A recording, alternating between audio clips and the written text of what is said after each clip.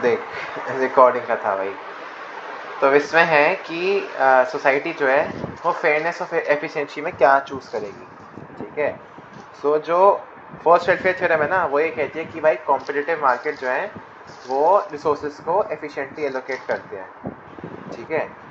And आगे अगर हम देखेंगे तो ये वाला एक हैचवर्थ बॉक्स है।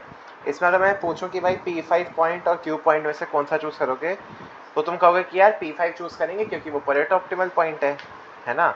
लेकिन डिपेंड करता है कि सोसाइटी को क्या चाहिए। अगर सोसाइटी को फेयरनेस चाहिए, मतलब सोसाइटी कहती है कि यार हर एक के पास ना इक्वल चीज़ें हो, तो वो कहेगी कि मैं Q पॉइंट पे रहूँगी ताकि मेरे पास एक्स एक्सिस भी ऑलमोस्ट 50-50 है दोनों इंसानों के पास, और वाई एक्सिस पे जो गुड है वो भी ऑलमोस्ट 50-50 है दोनों इंसानों के पास। लेकिन ऑन द अदर हैंड अगर मुझे एफिशिएंसी चाहिए तो फिर मैं P5 पे आऊँगी, पॉइंट P5 पे, जो कि यहाँ पर है। एंड उसके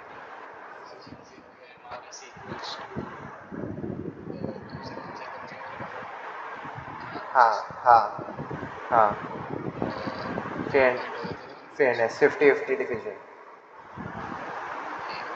ठीक है।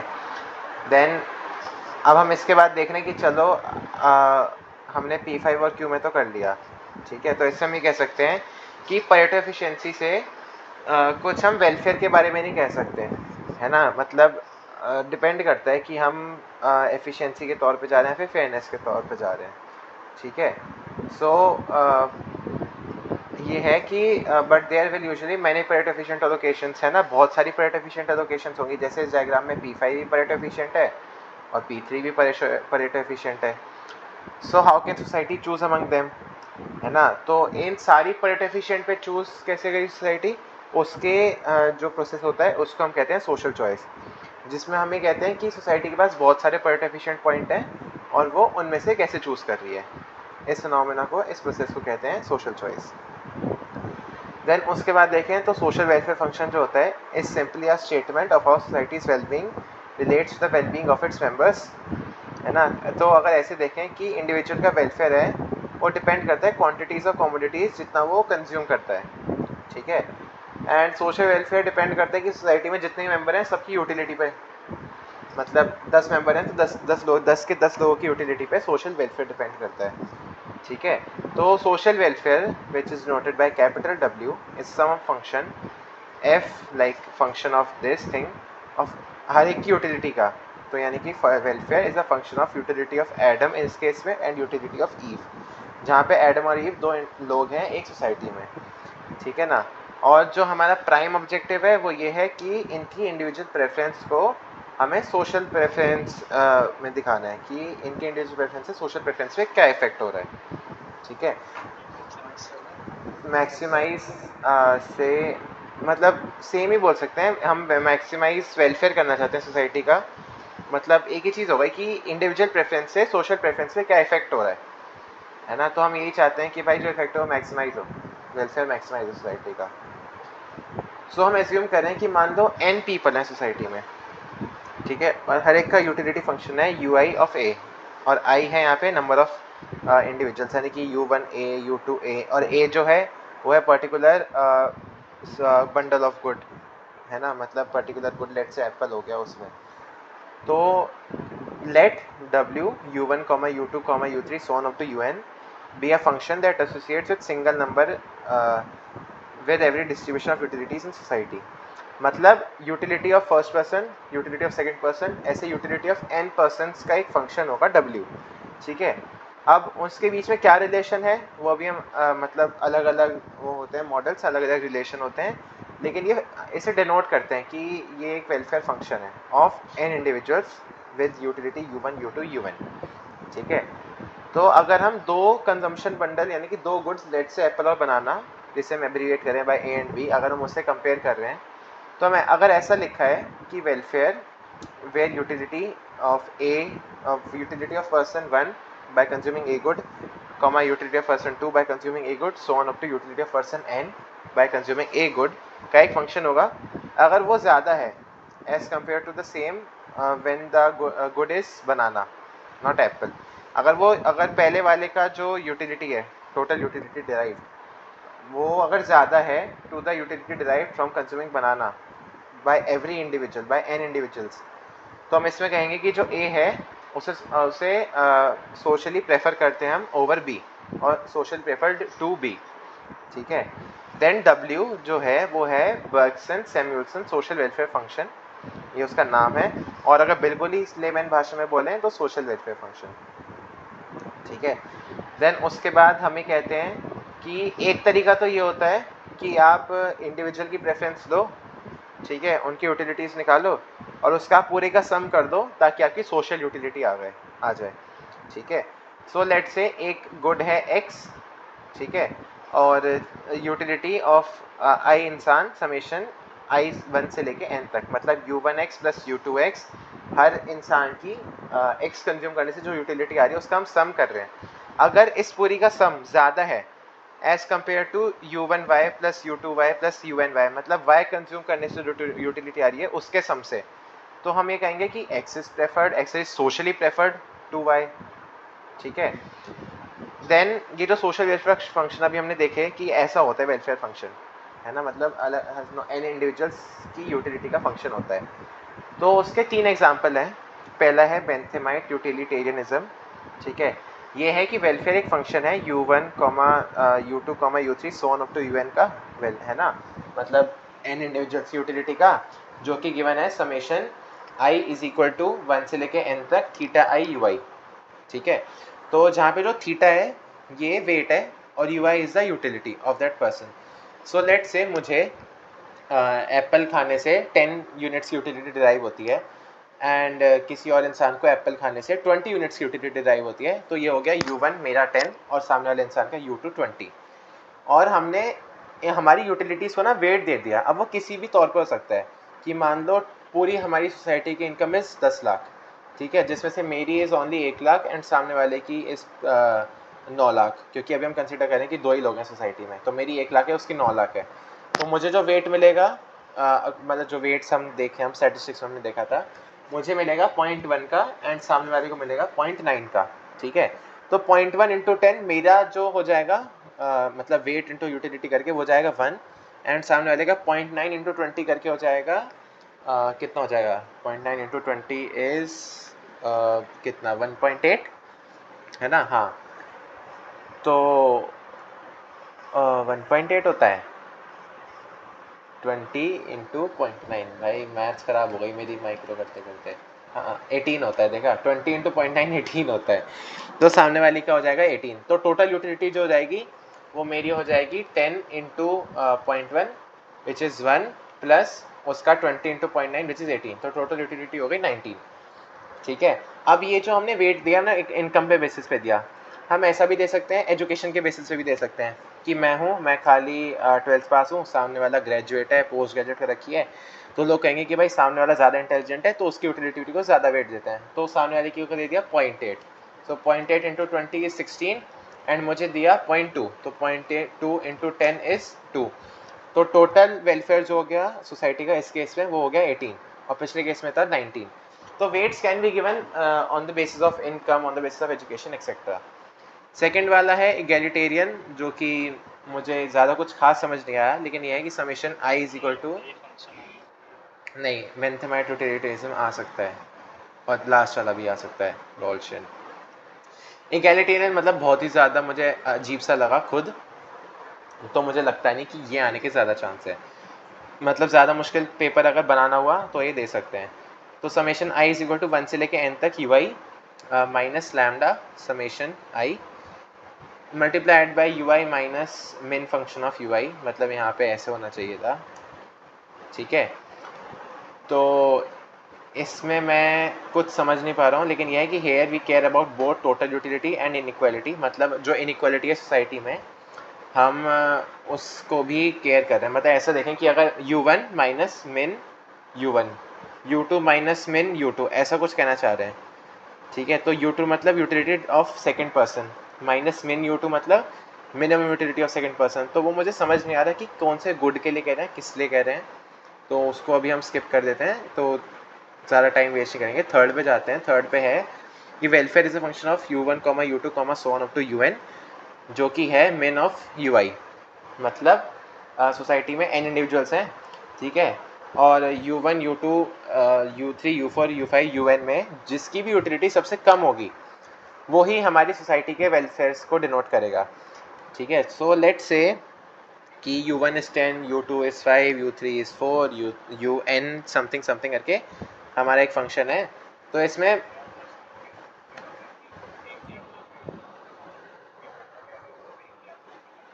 एक एप्पल से जो यूटिलिटी डिराइव होगी, हम वो कंजम्पशन की बात नहीं कर रहे हैं, हम उस एक पर्टिकुलर कंजम्पशन से यूटिलिटी डिराइव की बात कर रहे हैं। ठीक है, हाँ तो और ये छोटा बताऊँ तो 3 लोग हैं, ठीक है, तीनों 1-1 किलो एप्पल खा रहे हैं, तो एक की यूटिलिटी है 10, एक की 5, एक की 4, तो जो वेलफेयर होगा पूरी सोसाइटी का वो होगा 4। ठीक है, min of the whole aggregate preferences utility. तो इसके बाद अगर हम इस डायग्राम में देखें, एचवेथ बॉक्स है जिसमें ये जो ब्लैक वाली लाइन जा रही है ऐसे टेढ़ी मेढ़ी with joints all the Pareto efficient points, इसे हम कहते हैं कॉन्ट्रैक्ट कर्व, है ना। तो अगर हम इसको ऐसे कर दें, जो होता है मतलब हॉरिजॉन्टली फ्लिप कर दें लेट्स, और इसकी अगर मिरर इमेज देखें तो हमारे पास कुछ ऐसा बन के आएगा, है ना। मतलब यहाँ ऊपर ख़त्म हो रहा है तो यहाँ ऊपर से चालू होगा और कुछ ऐसा नीचे की तरफ आएगा। ठीक है, ये होता है यूटिलिटी पॉसिबिलिटी कर्व। तो you will find that contract curve implicitly defines a relationship between maximum amount of utility that Adam can get for each level of Eve's utility। मतलब लेट्स से ये कॉन्ट्रैक्ट कर्व है, हमने यहाँ पे utility fix कर दी, यहाँ पे इस पॉइंट पे, ये जो पॉइंट है, ठीक है, इस हमने ईव की यूटिलिटी फिक्स कर दी यहाँ पे इतनी, एक्स एक्सिस पे जो भी गुड है इतना और वाई एक्सिस पे जो भी गुड है वो इतना। तो एडम जो है, एडम के ये वाले हैं इंडिफरेंस कर्व ऐसे वाले कॉन्वेक्स, तो वो इससे आगे जाएगा, इससे आगे जाएगा, इससे आगे जाएगा और वो यहीं तक जा पाएगा, इससे आगे वो जाएगा तो हम मतलब वो डिमांड ज़्यादा हो जाएगी क्योंकि दोनों वो इंटरसेक्ट ही नहीं कर रहे होंगे, है ना। मतलब एक इंसान कह रहा है कि भाई मुझे इतना एक्स और वाई दे दो, हमने इतनी फिक्स कर दी उसकी, इतना एक्स और इतना वाई हमने उसका फिक्स कर दिया, बट एडम कह रहे हैं कि नहीं मैं तो इतना लूँगा जिसमें इतना एक्स मुझे चाहिए, मतलब ओवरलैप हो रहा है, तो वो फुलफिल ही नहीं कर सकता, तो वो मैक्सिमम यहीं तक जा सकता है जहाँ तक वो उसका आईसी टेंजेंट होगा to the IC of Eve, है ना। तो यही इस लाइन में लिखा है कि it represents relationship between maximum amount of utility that Adam can get for each level of eaves utility. Each level का मतलब है कि हम यूटिलिटी ईव की कहीं भी फिक्स कर सकते हैं, हमने यहाँ फिक्स कर दी तो एडम यहाँ तक जाएगा, हमने यहाँ फिक्स कर दी तो यहाँ तक जाएगा, अगर हमने यहाँ फिक्स कर दी तो एडम यहाँ तक जाएगा। ठीक है, देन इससे हम डिराइव करते हैं यूटिलिटी पॉसिबिलिटी कर्व, जिसकी एब्रीविएशन मेरे हिसाब से होनी चाहिए थी यूपीसी, बट सर यूज़ कर रहे हैं यूयू। सो यूयू जो है वो एक ग्राफ है, जो ही मतलब यही सेम चीज़ ऊपर वाली जो मैंने अभी समझाई कि maximum amount of utility one person can get fixing the other person's utility. ठीक है, तो हमारा यूयू कर्व ऐसे बन जाएगा which is the mirror image of the contract curve और horizontal flipping the contract curve. ठीक है, उसके बाद देखें तो ये है कि just an individual's utility function for commodities leads to a set of indifference curves for those commodities, so does a social welfare function leads to a set of indifference curves between people's utilities। The graph below depicts a typical set of social indifference curve। मतलब हम social indifference curve देख रहे हैं, ठीक है। Indifference curve की जो भी प्रॉपर्टीज है ना वो सारी की सारी सोशल इंडिफरेंस कर्व जस्टिफाई करेगा। ठीक है, तो सोशल इंडिफरेंस कर्व जो होता है वो ये बताता है कि how society is willing to trade off one person utility for the others. ठीक है, एंड सोशल वेलफेयर इंक्रीज होता है as we move towards the north east, लिख रखा सर ने, नॉर्थ ईस्ट का मतलब ऊपर और राइट की तरफ। ठीक है, मतलब डायगनली टुवर्ड्स राइट अपवर्ड हम जा रहे हैं, यानी कि जिस इस एरो की डायरेक्शन में। तो जो आईसी की प्रॉपर्टी होती है कि जैसे जैसे हम हायर आईसी पे जाते हैं हमें हायर सेटिस्फेक्शन मिलती है, तो इसमें ये कह रहा है कि अगर हम हायर सोशल इंडिफरेंस कर्व पे जाएंगे एसआईसी पे तो हमें हायर सोशल वेलफेयर मिलेगा। ठीक है, एंड यहाँ पे हमारी एक तरफ एक इंसान की यूटिलिटी है एक एक्सिस पे और एक एक्सिस पे एक इंसान की यूटिलिटी है। तो ये कह रहा है सोशल इंडिफरेंस कर्व कि मतलब ये शो कर रहा है कि हम कैसे एक इंसान की यूटिलिटी को फॉरगो करने के लिए रेडी हैं to gain other person utility. मतलब अगर 2 लोग हैं, मैं हूँ और एक कोई और इंसान है, अगर सोसाइटी कह रही है कि वो मेरी यूटिलिटी 0.5 से गिव अप करने के लिए रेडी हैं, ठीक है, लेकिन तो उन्हें सोशल यूटिलिटी मेंटेन करने के लिए सामने वाले की कितनी इंक्रीज करनी पड़ेगी ताकि सोशल यूटिलिटी उतनी एटलीस्ट मेंटेन रहे। मतलब हमने कहा था कि इस आईसी पर जो होता है पूरे पे सेम वेलफेयर मिलेगा, ठीक है। तो लेट से हम किसी इस पॉइंट पर हैं जहाँ पे ये एरो है ना इंटरसेक्ट कर रहा है, मतलब एरो का कोई इंटरसेक्ट करने का लॉजिक है नहीं, बस कोई ऐसे पॉइंट दिखाने के लिए। तो एक ये पॉइंट है जहाँ पे सोसाइटी की यूटिलिटी इज 10 एंड जो फंक्शन है वो है दोनों की यूटिलिटी का सम। तो मेरी 6 है, सामने वाले की 4 है, ठीक है। यहाँ पे मेरी 6 है और सामने वाले की यहाँ पे 4 है, ठीक है। तो अब सोसाइटी कह रही है कि वो मेरी गिव अप करने के लिए तैयार है, 5 पे आने के लिए तैयार है, यानी कि यहाँ से आएगी 5 पे, मेरी 5 पे आएगी, सामने वाले की उसे 10 मेंटेन करनी है ना, तो सामने वाले की वो 5 करनी पड़ेगी उसे, है ना, ताकि वो 10 मेंटेन रहे। This is the like basic concept of social indifference curve. Then जो डाउनवर्ड स्लोप है यूटिलिटी पॉसिबिलिटी कर्व का, यानी कि इस वाले का, ठीक है, ये बताता है कि अगर ईव की यूटिलिटी बढ़ेगी, है ना, तो जो है एडम की यूटिलिटी उसे हमें घटाना ही पड़ेगा, है ना। एंड जो लेवल ऑफ सोशल वेलफेयर वो इंक्रीज होता है, जैसे मैंने बताया, अगर हम हायर आईसी की तरफ जाएं, सर के हिसाब से अगर हम नॉर्थ ईस्ट की तरफ जाएं, ठीक है। एंड उसके बाद हम देखें कौन सा, ये है तेरा जो कॉन्ट्रैक्ट कर्व होता है ना, ये इसका तू वो कर दे, क्या होता है वो, मिरर इमेज बना दे, ठीक है। मतलब लेफ्ट से राइट पे चला जाएगा तेरा, ठीक है। तो यहाँ तेरा यहाँ वाला जो है, ठीक है, वो तेरा ऐसे एक एक्सिस बन जाएगा, तो यहाँ से लेके और वो नीचे मतलब ऐसे चला जाएगा यहाँ पे, ठीक है, जो कि तेरा ये बना हुआ है। हमने क्या कह रहा है, ओ को, जैसे मान ले ये अभी ओरिजिन है, एस हमारा ओरिजिन है, लेट से 4 क्वाड्रेंट का ग्राफ है, यहाँ ये तेरा सेकंड क्वाड्रेंट में बना हुआ है, ठीक है। तो ये जो ओ है ना, इसे तो फर्स्ट क्वाड्रेंट पे ले जा, पॉजिटिव एक्स एक्सिस पे, अभी देखना ये जो छोटा एच दिख रहा है तुझे, ये वाला, इसे ओरिजिन मान ले इसे अभी। ओरिजिन मान ले।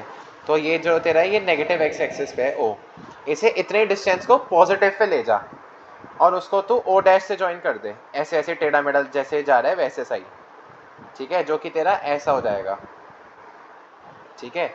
ये आ जाएगा तेरा यूपीसी। देन न्यूमेरिकल नहीं है ना इसमें? नहीं, इसमें न्यूमेरिकल नहीं है।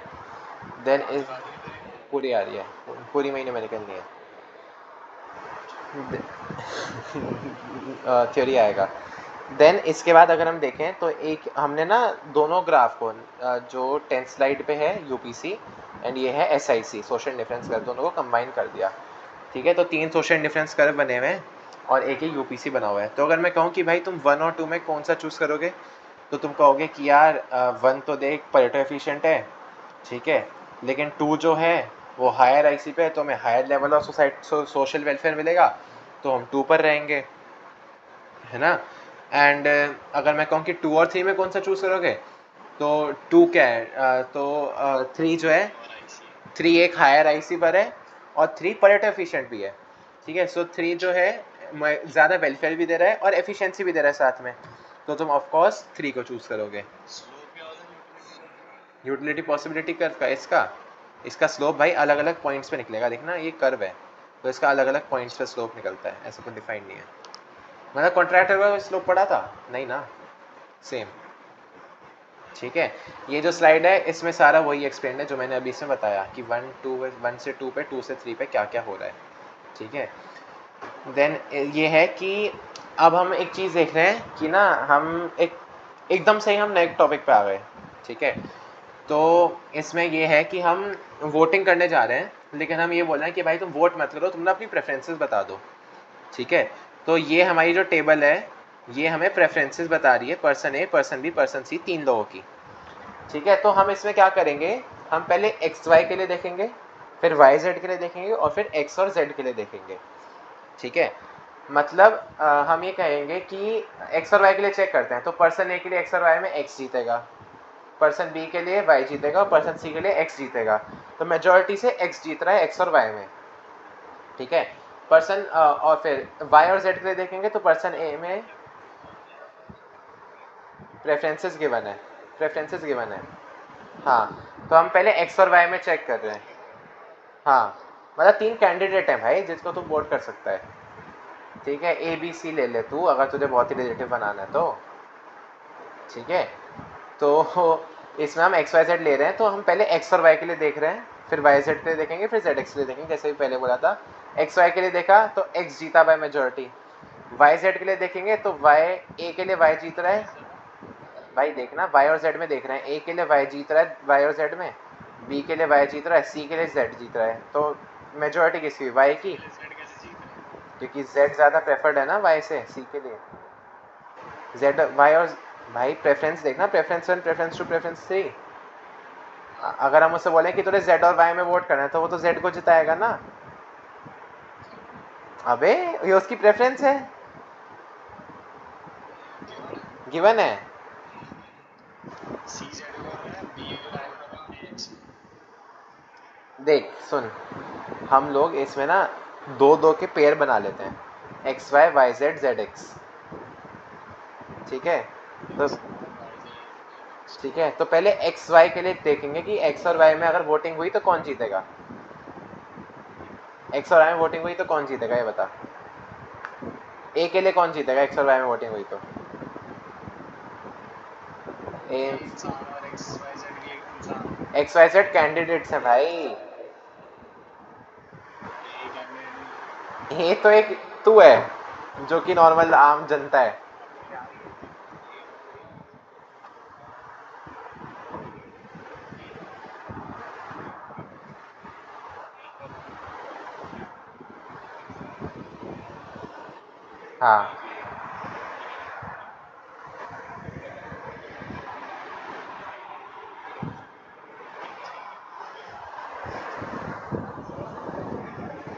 ठीक है।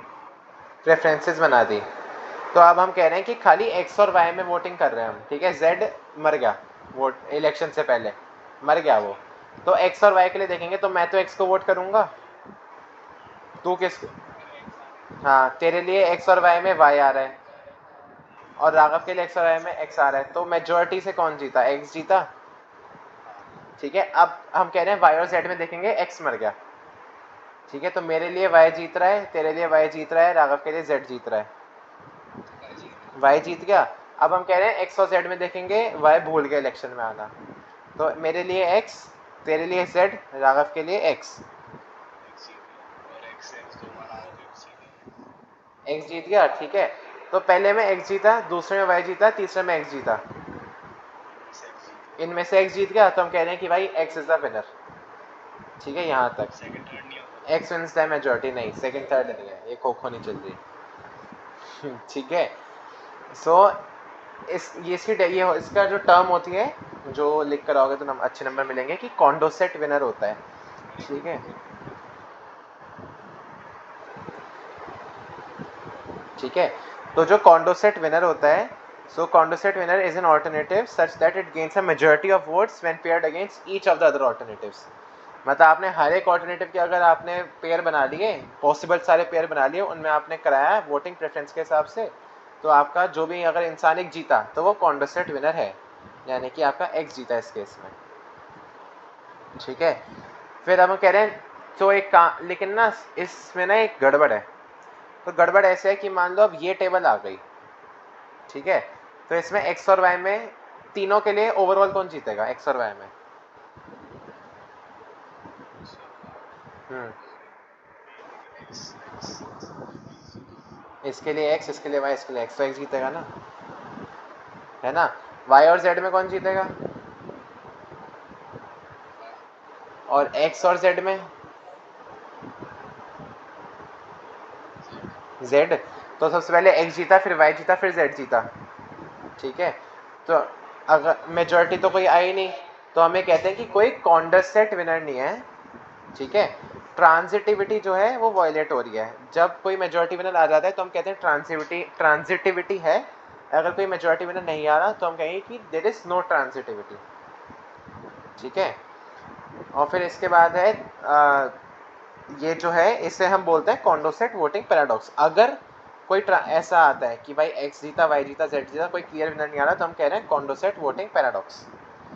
ठीक है, और फिर इसके बाद हम ये कहते हैं, तो ये जो है ना भाई, इसका देखो आंसर निकालने का एक तरीका है, लेकिन वो एकदम परफेक्ट आंसर, परफेक्ट मतलब आंसर तो आ जाएगा, बट एक ये नहीं कह सकते, गारंटी नहीं दे सकते हम उस चीज़ की, ठीक है। तो तरीका ये है कि मान लो हम पहले क्या करें, हम पहले एक्स और वाई में देखें, ठीक है, और उनमें से जो जीते उससे उसको हम विनर को जेड से कंपेयर करें, ठीक है। तो एक्स और वाई में देखा तो कौन जीता इन तीनों के लिए, एक्स। एक्स जीता, और उस विनर को हमने जेड से कंपेयर करा तो क्या आया एक्स और जेड में, फिर जेड। तो हम कह रहे हैं कि जेड जीतेगा, ठीक है। फिर हम कहेंगे कि एक्स और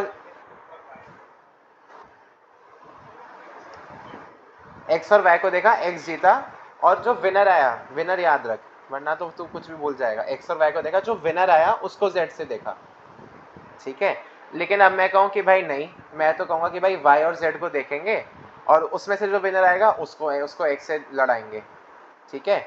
तो वाई और जेड में अगर देखें तो कौन जीत रहा है, वाई, उसको एक्स से लड़वाएंगे तो कौन जीतेगा,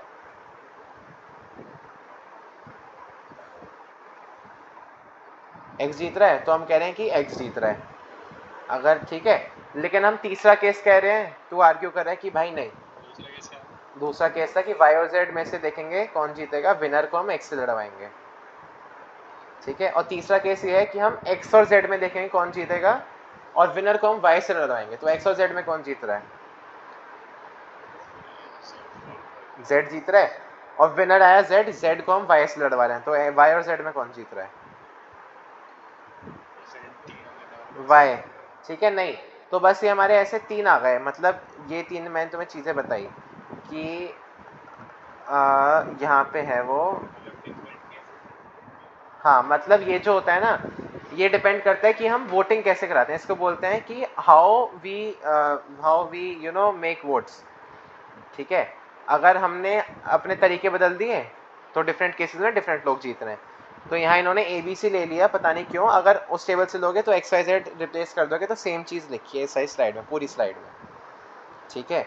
और इस स्लाइड में ये था कि मान लो ऐसा है कि x is winning over y, y is winning over z, z is and z is winning over x। तो वही साइकिल बन रही है, नो ट्रांजिटिविटी, कॉन्डोसेट वोटिंग पैराडॉक्स आ गया।